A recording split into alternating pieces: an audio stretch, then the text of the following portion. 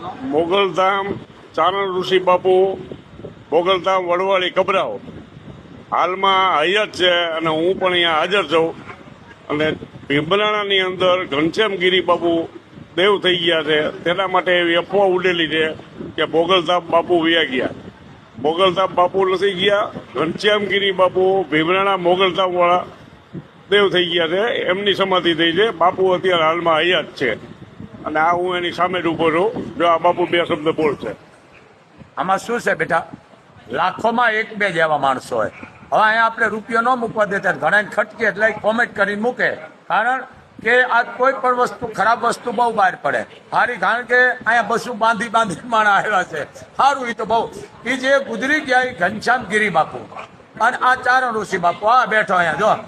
એ માની કૃપા છે, વડવાળી પરિવારનો મસ્તો બાપ મા મણિધર મોગલનો. આ તો નામ એનો નાશ છે.